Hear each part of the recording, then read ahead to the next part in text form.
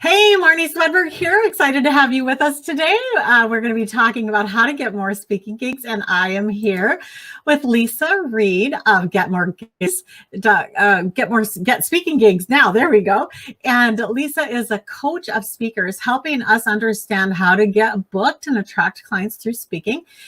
She's spoken herself at over 500 engagements, and I'm excited to have you here with us. Welcome.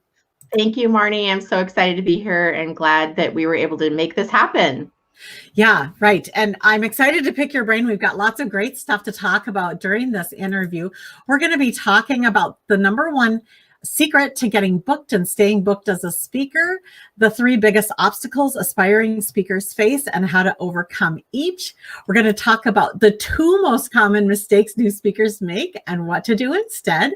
Also, a speaking industry myth that might be holding you back, a few strategies for using speaking as a way to attract new clients, and also the most important mental shift you can make today to get more invites. So as we go through this, you guys are going to want to take some notes. And if you would, since we're live here, if you think of a speaker who might value this training, just go ahead and share this link while we're going live here. And also feel free to make comments and ask questions while we're going. So Leisa, first of all, thank you for being here. Yay. Yay. Yeah. And what is the number one secret to, I'm curious because there are so many things we can do. So what is the number one secret to get? The number one secret is it's so funny because people hear this one and they're like, like, do I want to do that? Do I want to spend the time doing that? And I've got to say, yes, I've given over 500 talks, and this secret is responsible for about 30% of them. So when you start to think like, oh, okay, well, if I did that and that could really pay off, then it's worth it. So just prefacing, and really it's great. And if for anyone who's on the call or who's listening in to the recording later, it's to really connect and collaborate with other speakers, which ironically is what Marnie and I are doing right now. So we're doing it right now. And it's funny because speakers sometimes think of speakers as competition. Right. But actually, they are your closest allies. Hold them tightly and find the ones that you connect with. Find the ones that you trust. Go to their event or listen to their work or hire them as a, like exchange services if you want. If not, and I'm not talking to hundreds of people. You just pick a couple, right? Like two that you, and I call it my speaker soulmate system, where it's like, you're literally looking, you're not looking for a ton. You're not, playing the field. You're like, can I find one or two speakers that I can link arms with and really support, and then also, garnish their support? Right. Because if you want to keep cold calling and being alone and out there by yourself, then don't do this tip. But if you want to have that red carpet rolled out for you and the speaker's like, yes, or the event planner's like, we'd love to have you come in, then start building relationships with other speakers who are doing a similar type of thing as you. Maybe they don't have the same service. I think it was like a peanut butter jelly thing. Like you're the peanut butter, they're the jelly, or whoever, chocolate peanut butter, whatever you want to call it. But you complement each other, but you're not in competition with each other. So. Can I just hug you and say, honestly, this is something that a lot of speakers have a hard time getting past, is that other speakers are not your competition. But at the same time, having said that, it's true that a planner can only pick 1 or 8 or 60, depending on how big our event is. And so it feels like that's true. It could be when we have that scarcity mindset. Absolutely. Yes, but it's so not true. And I have to just tell you that at womenspeakers.com, I've been doing this since 2002. At womenspeakers.com, what we find is that the gals who have done this thing that you're talking about, there's teams, and I know there's like 4 or there's like 8 or whatever, and they have decided that they're going to recommend each other. When a planner says, do you know any other good speakers? They're going to recommend each other, and they're going to actually be each other's power team on the back side. So, 100%. I get to be the power team on the front side, where it's like, okay, come on. And there's all of these speakers here, and I'm recommending all of them. But then you have to kind of build your own power squad behind that. And speakers are the best people to build it with, which seems really crazy, right? Because wouldn't they get some of my gigs? Right. Yeah. And so that's where it's so important to find that person who like you connect with. It's literally like finding a friend, but it's a professional friend who you build trust. It doesn't just happen overnight. You got to earn the trust, right? And when you find that, you go see that person speak and you're like, okay, they're really great. I want them on my squad, like you're talking about. And then if that person is out pounding the pavement, right? And you're out pounding the pavement, metaphorically speaking, then you're going to benefit from that person's work and they're going to benefit from your work. And then you kind of come together. Yes. And then the other thing is that, which I have a hard time, like, the speaker, the event planner isn't going to have, if they have, let's say they have a monthly event, they are not going to have you come 12 times a year.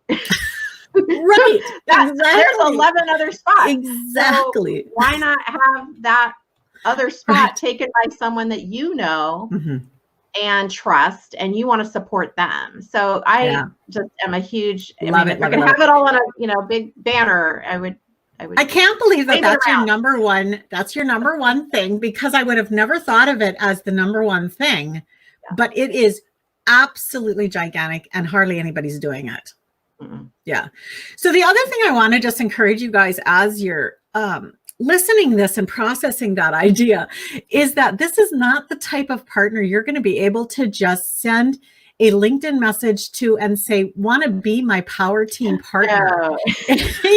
You're actually looking for someone who's, as if you would say on your brand, you wouldn't do this, but you would actually feel this strongly about that person, that you would say, if I wanted to take my brand and say, you're perfect, you're perfect, your picture's here, you're perfect, you're perfect.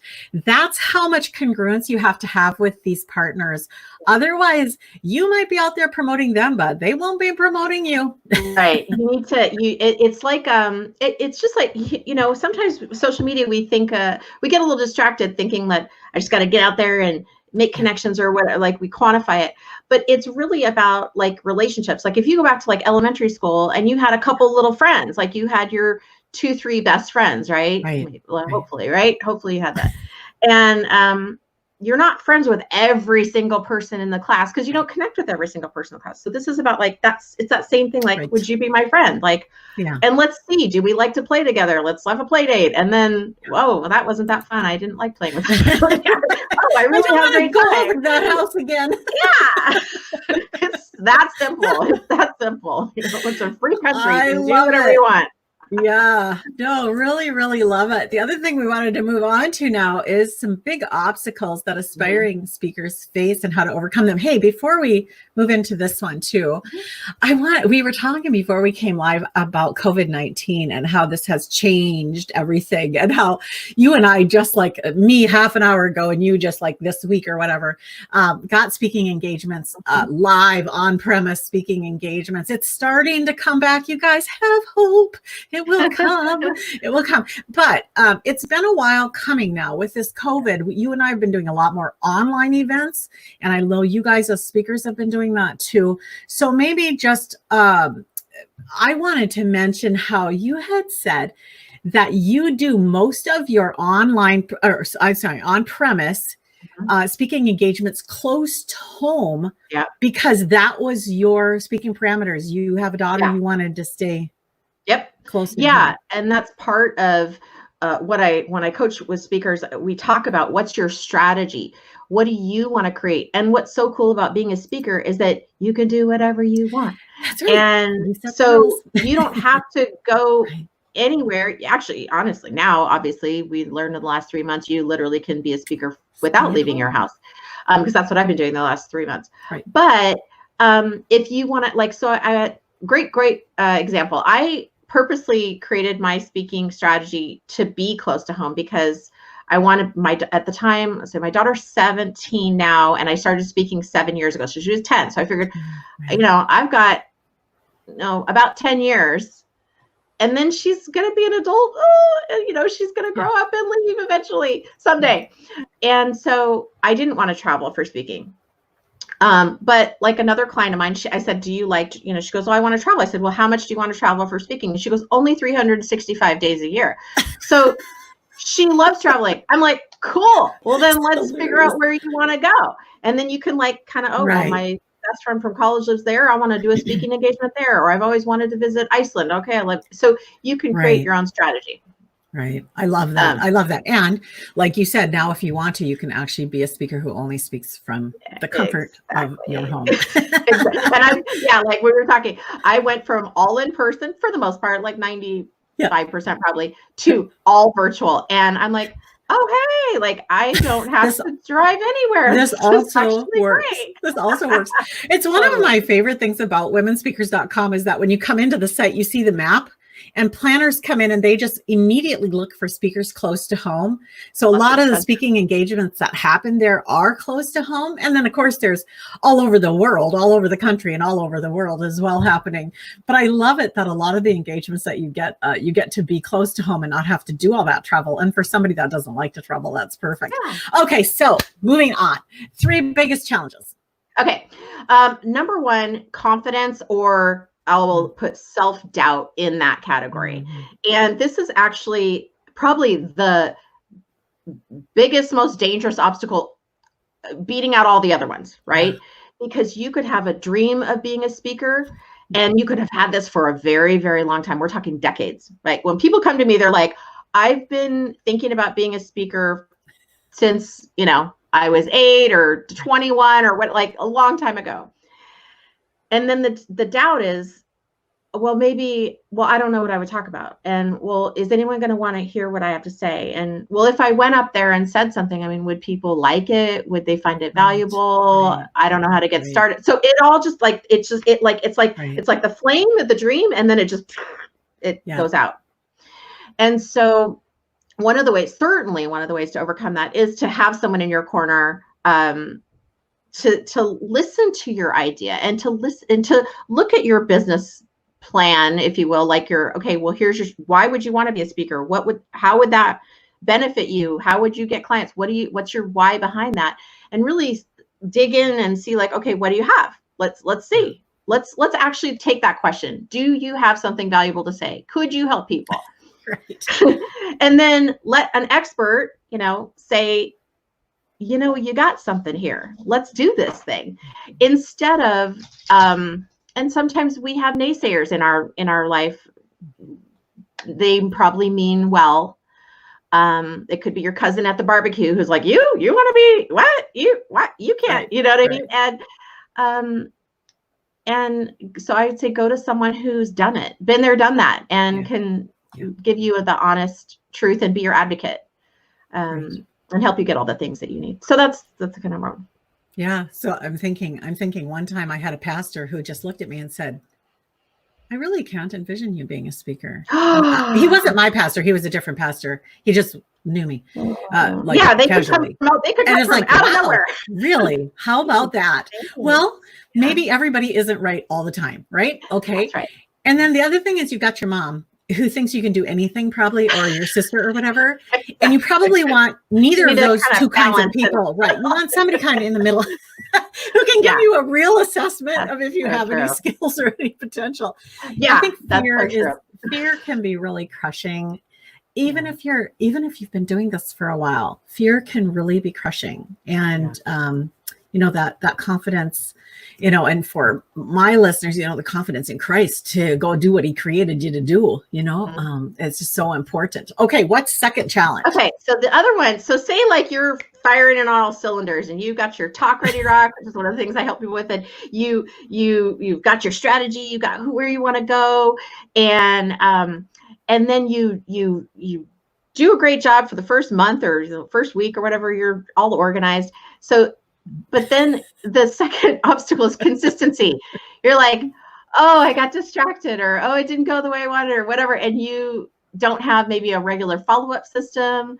And now we're and I'm not a CRM expert. That's not what I teach on, but I recommend getting one. And if you don't know what that is, it's like a client relationship manager. It's like software. How do you keep track of everybody, track of all your stuff?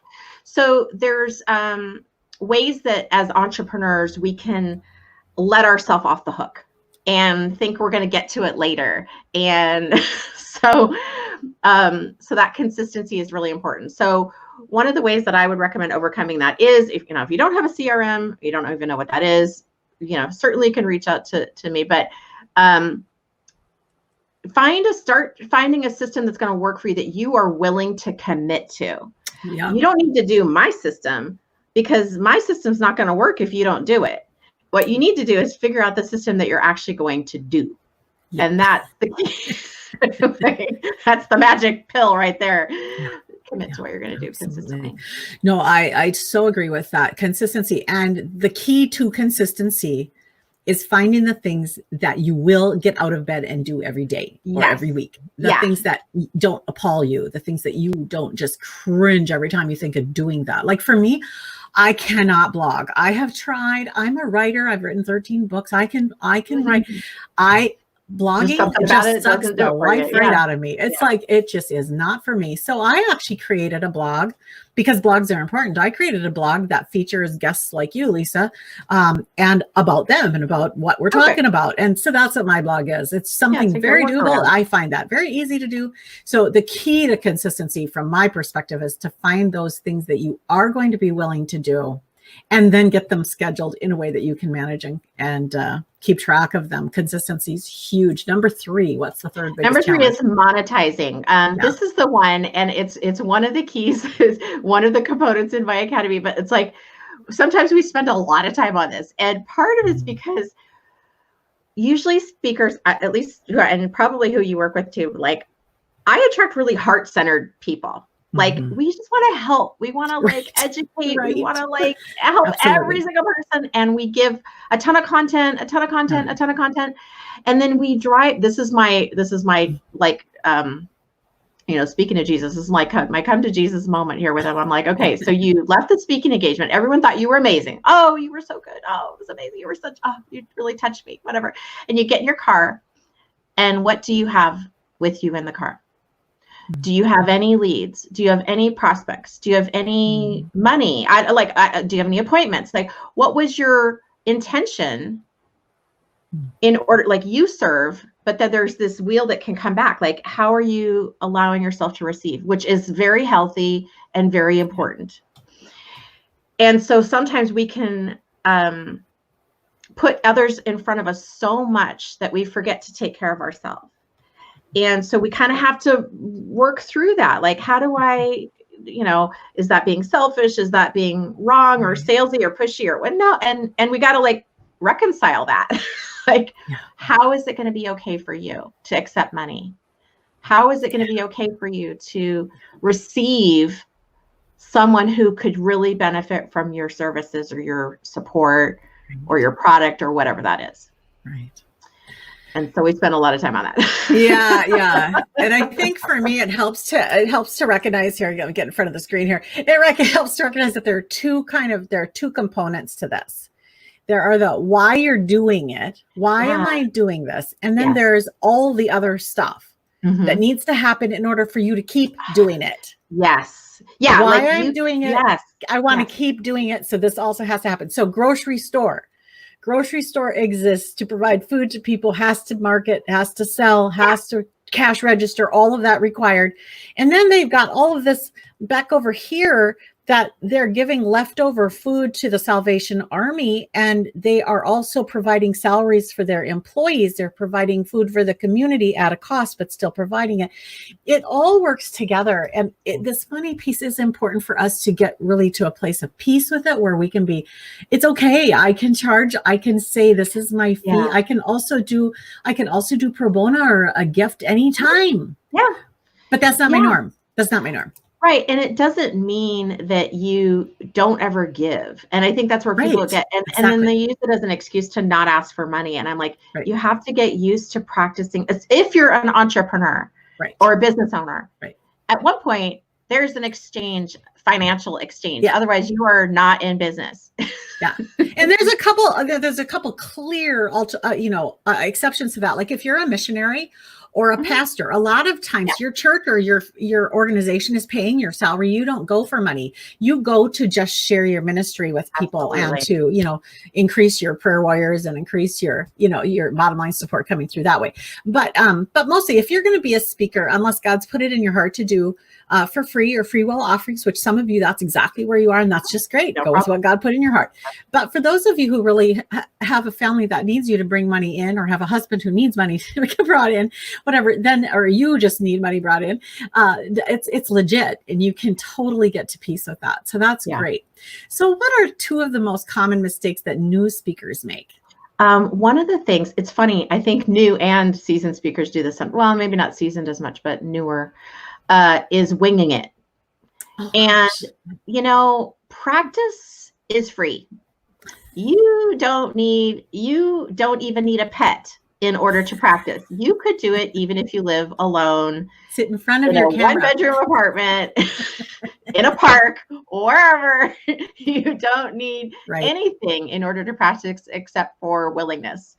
Yes. And I am shocked and amazed at the resistance that I see about practicing. And I'm like, so practicing is one part of it. Of course, now winging it also might mean you don't even have a plan at all. You're just like, this is a big mistake I see people. Well, I'm a great speaker. This is what sometimes I hear people say. I don't know if you ever hear this. I'm a great speaker. I can speak on anything. I'm like, really? That's fascinating. Because I'm 500 speaking gigs, and I definitely say I do not speak on anything, nor do I want to. And I would never qualify myself as someone who can speak on anything. So practice is so important, and rehearsing. And I don't mean, it's funny, I just did a post on this about memorizing or not. And I don't mean memorizing your talk word for word. In fact, I don't recommend that at all. Right. But have a plan until it seeps into your bones. And that's that unconscious competence that we're all desiring, right? And, after 100 times, it does seep in, like it gets in there. But if you're, first 5 to 10 speaking engagements, that's still practice. Even though you practice at home, that still would be like a beginner, like you're a kindergarten, and I would say people sometimes assume that they want like the PhD, like ready for the PhD program. I'm like, well, hold on. Did you take English 101 yet? Like, where are we at with how many times have you spoken? Well, I spoke at my family's Christmas party one time. I'm like, okay, that's not, nope. Yeah. Doesn't count. We need to get you so that your nerves are settled, so that you have a flow, so that, you're comfortable, all these things. You get to practice asking for your offer if you have one, all these kind of things. So practice is huge. Absolutely. So great. And to not wait until you get to the green room to practice. Actually, when you arrive at the speaking engagement, the place to be is not the green room. The place to be is out with the people. And offering your services to the event planner and to be meeting some of the team. And it's not the time to be, honestly, if you have something, that really takes a lot of, memory, like you've got a lot of statistics or something like that, put them on a PowerPoint and don't try to carry them in your brain.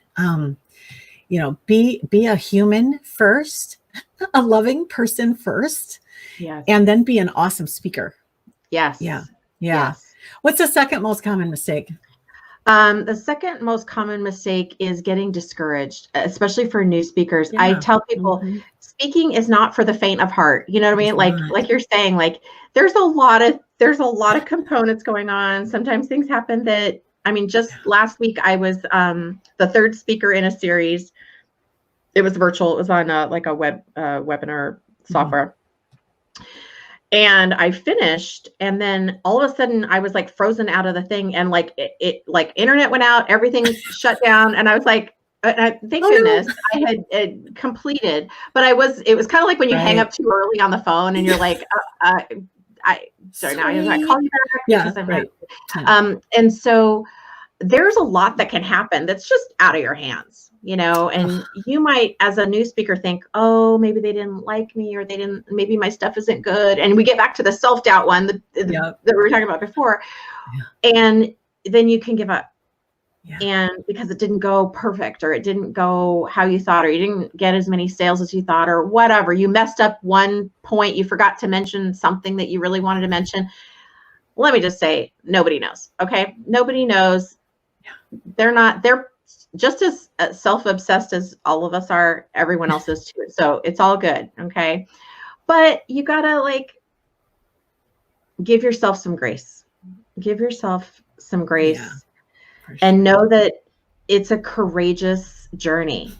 And it is. You have to have a certain amount of okay, I'm going to let that just roll off, and I'm going to learn from whatever just happened over here, and I'm going to keep moving because my message is bigger than my fear.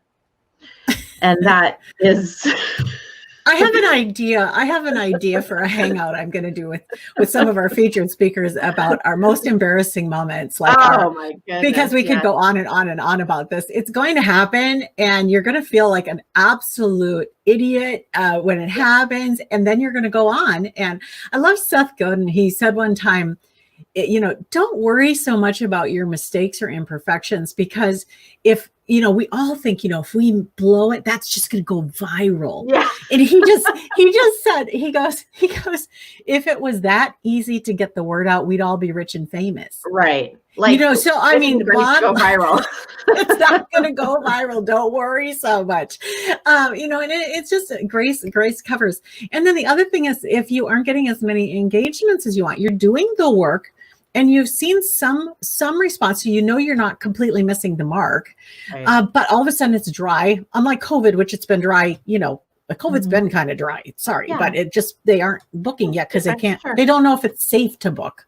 Right. So that'll come back. But typically, normally, always, if you find that you haven't been getting engagements for a little bit, you can definitely go back and say, what can I do different? But also don't let that discourage you. There was just right before COVID hit, I think it was maybe February, a speaker at womenspeakers.com who hadn't been invited for quite a while got 3 back-to-back, just 3 engagements back-to-back. So you never know, it could be just piling up a little bit, and then, and then it's going to break free. Too, because there's spring and fall are really popular. Summer might dip, and then Christmas is out. And You're just going to have to learn that it has its own flow. So what are a few strategies for using speaking as a way to attract new clients? And I assume here that you're talking about clients for a coaching business, or to buy your books or your online programs.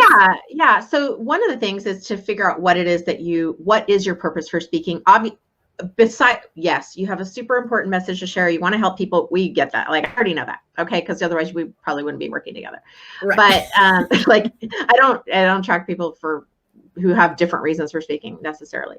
So, so it's figuring out and isolating what I call your monetization menu. You want to have a couple of things that you have on the shelf, if you will. Think of it as you have a store, metaphorically speaking, and one of those might be a book. One of those might be a free strategy session. Something might be a coaching package, or an intro package, or some kind of maybe like a digital program that you have. Yeah. So these are ebook, whatever. So you got little things on the shelf, and you want to have that well in advance, so that when you get approached to be a speaker, you start to consider what would be a great offering off the shelf for this group. And then there's sometimes you can do an offer, sometimes you can't. So you need to have a variety of things. You can't just have I have my one package for $100,000. Who wants it? You have to have a few different items on the shelf. And so that would be one way, because if you don't, again, we kind of come back to the monetization conversation. If you don't have a way for people to enter into your services or what you offer, they don't know what next step to take. So you have to be able to give people a step to take. So that's one way to attract new clients, and be clear on that and spread that through your talk without being salesy or creepy or weird. You want to be able to, you need to know, what am I here for? Who am I attracting? What do I need to listen for? So right. So when you speak for 45 minutes at an event, or when you even speak for an entire conference, maybe you speak for 4 hours at the conference, they've still only just scratched the surface of your brilliance, of the things that you have that they need to know in the particular area of expertise that God has gifted you. So giving them something to take home, whether it's a program or a book or an online course or something like that, giving them an option to take you home with them just makes sense. And on the other side of the picture, then giving them the, what was the other side of the picture? Do you know? I know what it was. My mind reading skills are not quite. Can you read my mind, Lisa? No, the other side of it was, it also enables you to take an engagement that does not have maybe your full remuneration financially, but offers you the potential to increase your number of clients or your book sales or whatever.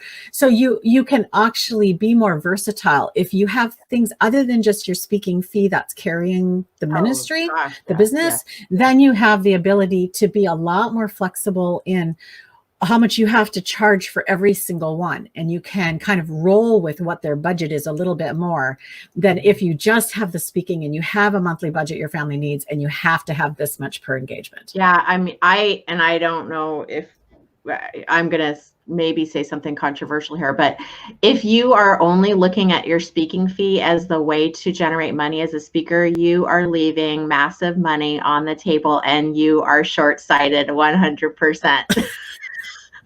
Sorry, not sorry. No, I mean, honestly, the speakers who don't, I think some of you listening don't have that book, don't have anything yet, and you're just starting, or you haven't developed that yet. It's okay. There's no guilt or shame in that. It's just that there is no way that your audience can get everything that you have to share with them in a talk.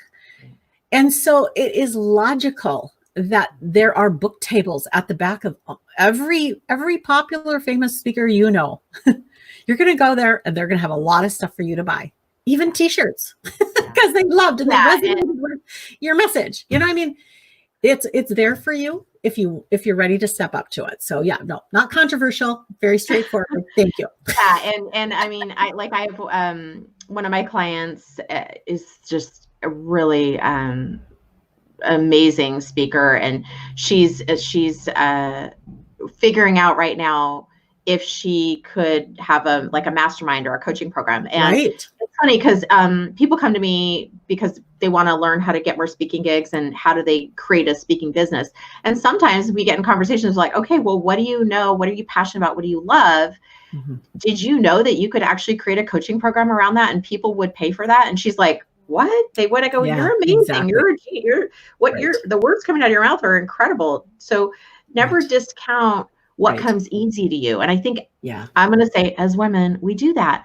We think, well, oh, this is no big deal. I mean, everybody does that. Right. Or nobody want to pay me for this, you know, nobody, but that's not true. Free. Yeah. Like, I give this to free to all my friends and family. Well, stop. I'm just, Well, friends and family are a little different too, and you can make exceptions, of course. I'm kidding, but you know. But no, for me, the first time I actually, other than books, which I had a few, but the first time I actually made a product that I sold for more than $20, I got invited to be the official guide at selfgrowth.com for success principles, and was commissioned then to make a success coaching certification program. Well, that sells for $1,000. I mean, that's something that I would have never had the courage or even to think like that. Somebody had to say, you've got this much information in you. Come on, share it. People want it. And that's right. Yeah. We go back to the beginning of like having someone who looks at you, listens to you and goes, you know what, you've got something there. Let's get it to market. And that's important. Yeah. And I think that's where if you're new to, if people are telling you, well, how do you do that? Or why do you think that? Or you say that so beautifully. Those are the kind of indicators that let you know, okay, there's more here than what I'm seeing so far. There's more here. So what's the mental shift that we need to take to get more invites? Oh, yeah. So this, and when I was thinking of this particular question, it had to do with what we're going through right now with the sheltering in place, which is different across the country and across the world. Everyone's kind of at a different spot. But one of the things that I was hearing that made me pause and go, oh, I need to make sure, that I tell my people, don't do this, was the statement was, well, I'm just going to wait and see what happens. Oh, gosh. Yeah, I'm just going to wait and see what they decide to do. Yeah. And let me tell you, no, we're not waiting. Yeah. You get a chance to create instead of wait, create an opportunity. And so like Marnie, you were mentioning, like some people are like, oh, I haven't gotten any leads. Okay, well, you need to go make some leads. Don't just wait for it to just fall into your lap. Like, I got my shingle up. Where's all the people? No, with the technology we have out there right now, there are opportunities up the wazoo. Like, that's actually how Marnie and I met. We were in a group together with like thousands of people in it. Right. And she reached out to me in a very kind, inviting way. And I was like, oh, I love this. This is great. Right. Now, what's interesting, I did get another email, a private message from another gal who I did not respond to, because she just was like, join my group, be in this with me and do this. And I'm like, I don't even know who you are. No. So although I say, you got to create, you do it with respect. You do it with grace. You do it with serve. How can I serve? And that's what I did when I had a bunch of in-person speaking engagements booked in April and May that did not happen, but I shifted all of them to virtual because I called and I said, I'm ready to go. What do we need to do? How can I serve you? The very first one I did, no one knew Zoom yet. Everyone's freaking out. I've been using Zoom for years. So I said, we'll use my account. It's all good. I'll host it. That's fine. Right. So the whole group got used my Zoom. No problem. How can I serve? How can I help? Let's make this happen. What can I do? Yeah. Yeah, so there's two real different thought processes from speakers, and maybe we can just go a little broad. We have a few more minutes here, so let's kind of broaden this out a little bit then. So some speakers feel like, I don't really like to promote myself. I want to speak if I'm supposed to, but I don't really know, and so I don't really want to promote myself, and I hope people will just find me. Yep. And I'm going to let you respond to that in just a minute. My response is, if you have a little light that's shining, if you hide it under a bushel, it doesn't do anybody any good. Yep. And so you have to put it out there in the same way. I think of the Bible. I mean, nobody thinks twice about paying for a Bible or about sharing Bibles with other people freely or about the fact that Bibles are available to us. It's a wonderful thing that God shared his words that he wanted to speak with us through this amazing best time all seller book. And so when you're thinking of the words that God has put inside of you, it seems to me incongruous and not in alignment with God's plan to hide it and to not go out and actually say, I'm here to speak. I am available to you. I'm a great speaker. I've practiced. I'm ready. Here are my topics. This is it. So do you ever deal with speakers who just hope that the business just comes to their door? They don't have to do anything. And as soon as they tell a person or put a website up or something, then everything's going to happen. Yeah. And that's actually a big part of the academy that we talk about is it's funny because I've had, over 20 years of sales experience. Like I started my sales career when I was in college selling Mary Kay Cosmetics, and I had my little index card. This is before Windows 95. Right. Okay, that's how long ago it was. I didn't have a computer, and I had my little index cards, and I'd pull one out, and I'd call somebody, and I listened to these sales tapes. Great sales training, amazing sales training, and I would just call. I was like, "You must be running out of lipstick by now. You need to have this." So I go back to that because it's the same thing. It is. You now I'm not selling lipstick. I'm selling myself on to be a speaker, but you have to reach out, which goes back to the consistency thing we were talking about. Like, what's your plan? And I'm again, no judge or shame. Like if you're like, I can just make one phone call a week or reach out to one person. Great. If you're doing 0, then 1 is 100% better than where you started. So you can baby step it up until you feel Yeah. comfortable and confident. So I agree with you, Marnie, about what I don't think that you would have the idea to speak or this dream inside you. I don't think the thought would have occurred to you if there wasn't some bigger plan Right. that God put forth for you. Yeah. You wouldn't have, it wouldn't occur to you to do it Right. if Right. you weren't supposed to do it. Right. Yeah. Yeah. Be brave. And a lot of it is the fear factor. Totally. Yeah. So let's talk about specifically the strategy that brought us together. Yeah. So was it LinkedIn? I don't even remember. No, it was Facebook? through Facebook. We were both supporting another speaker trainer in Yep. her program. And so here, I'm always saying, like, I don't know, you, Marnie, and I think you and I like sisters from like another, I don't know, realm or something. But I teach people, like, how do you find, like, I'm like, oh, is that a speaking engagement under there? Oh, I think I see it right there. I'm always looking, and I'm like, Right. oh, you were on a podcast? Let me see. Do I want to be on that podcast? I Right. just spend a couple minutes looking. And Right. so, or I look for people, like, who do I feel connected to? Who can I reach out to? And you reach out. Right. And you So, did that. and see, and I can't even remember where we met, because what we're always doing, I'm sure you're always doing this too, is we're just living. We are living. We're having relationships and we're moving around. And it's like being at a party. That's how I think of it. It's like being at a party. And I don't go into a party thinking, who can I get to pay me for something before I leave the building? I never think like that. It's all relationship. It's all about, I wonder if I'll meet somebody cool tonight, or I wonder how many cool people I'll meet tonight, or I wonder if I could be of service to the hostess tonight, or I wonder, and I always like to think ahead, like, how do I want to feel when I'm leaving this, whatever it is, a speaking engagement, a business meeting, even a confrontation, whatever it is. I always think, how do I want this to be when we're leaving this? Yeah. And so when I'm walking in, it's always about relationship, because nothing else really matters in the end. Nothing else really matters. And so when you go into everything with relationship, and when I'm just in relationship, just living my life, and then I see somebody like you, Leisa, who has this program called, tell me again, SpeakingGigsNow.com. There we go. And I see something like that, and then I go over and I look at it, and it's like, yes, this is a perfect match for, again, back to that, what we were talking about, congruent with your brand.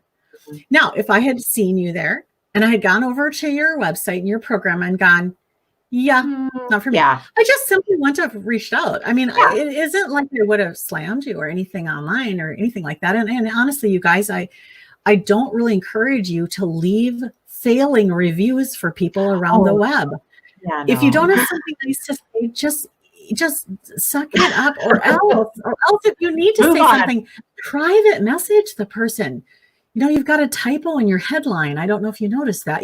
Don't say it out there. That's so rude, and it's just not helpful to anybody, including yourself. But anyway, whenever I see someone like you that is congruent, that is like, oh my gosh, this is great content, this is great material, the people who know me need to know this, need to know you. Well, that's what we're all doing all the time. I get to do it in this format. Other people do it just by introducing that friend to one other friend. Yep. There's no difference. It's just a difference of scale. And so as you get busier, as you get more popular, as you get more invites, then you're going to have to charge more, because now you can't be to every engagement you're invited to. So now when, it's supply and demand, and all of this seems really unfair to the beginning speaker who just wants to go speak, and all those famous people get all the engagements. But it isn't like that. It's like they took free engagements to begin with. They took the smaller, local engagements to begin with. And as their schedules became more full, they had to make some hard decisions about how many times they would go and how much they would charge to go, to support now their staff that they're now paying to help them manage their large organizations. And it's just, it all works, and it's not mean and it's not rude. It's just how the world works. Yeah. And I tell people, don't judge someone else's middle by your beginning, or don't judge your beginning by someone else's middle. Yeah. It's Right. like, just start. Someone asked me, she goes, how do I get people to know me? What, they don't know me yet. How do I get to them to know me? I go, you got to start. Yeah. You just got to start. Yeah. That's it. Right. Start where you are. Yeah. And start with who's talking to you, because that's who you're supposed to start with, wherever it is, in person, in the grocery store, or online, in a group, or whatever. And be proactive. Where are the people that are like you? Where are the other speakers hanging out? Where are the planners hanging out?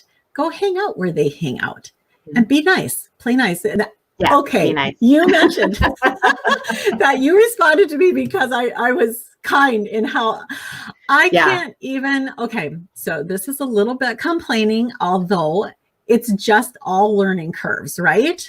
It's just all learning curves. Mm-hmm. So on LinkedIn, I have a lot of contacts on LinkedIn. Okay. And lots of people always want to connect with me on LinkedIn. And then yesterday, literally, I got a message that I think if I would have copied and pasted it, it would have been 3 notebook pages full.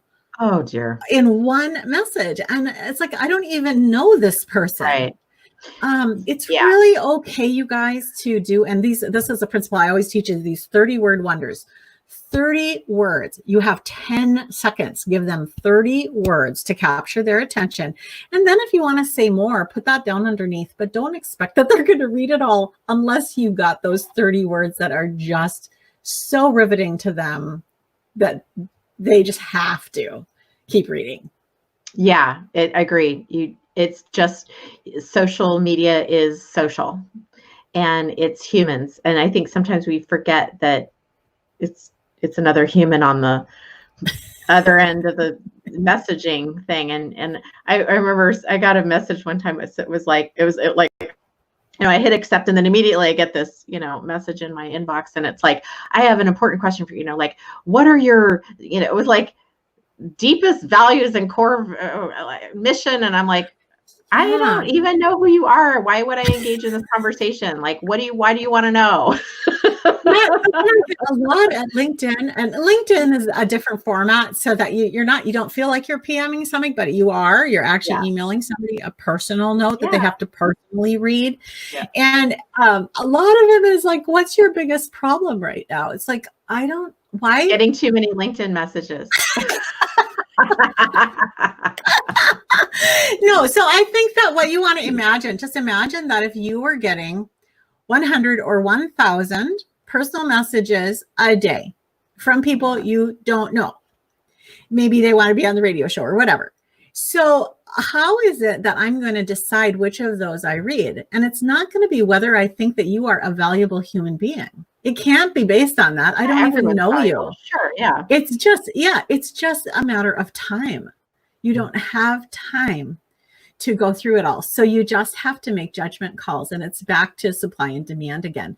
When somebody gets busier, they have to make judgment calls that they didn't have to make when they had more time.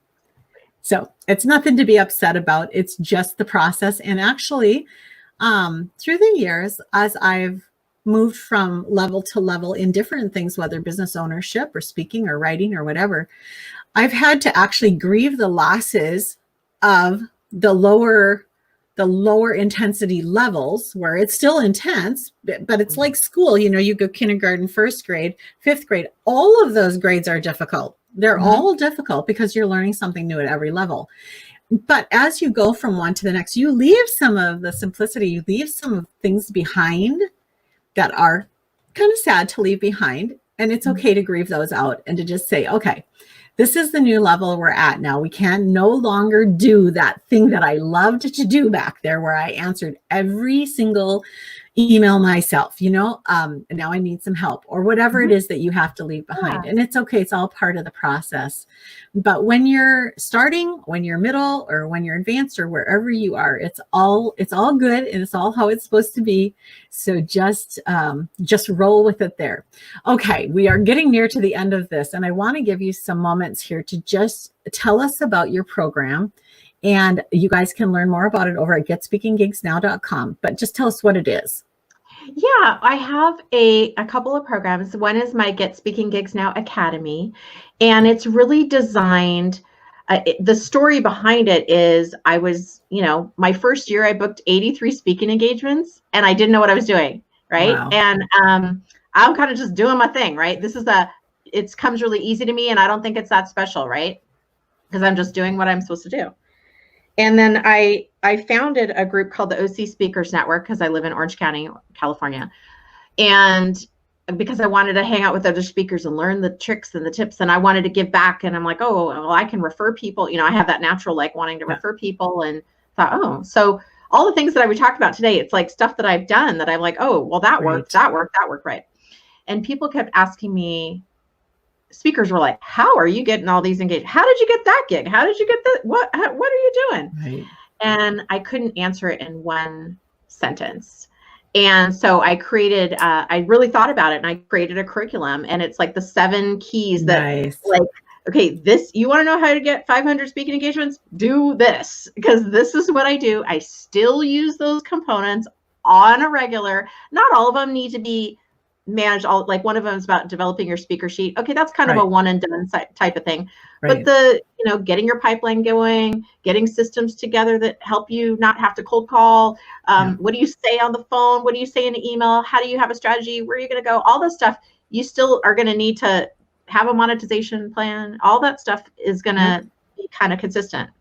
But what's super cool is that once you learn all that, then you're just like, woo, go out into the ether, and you could keep doing it even if you change your speaking topic, or you move to Nebraska or whatever, you move somewhere, you still can plug it all in.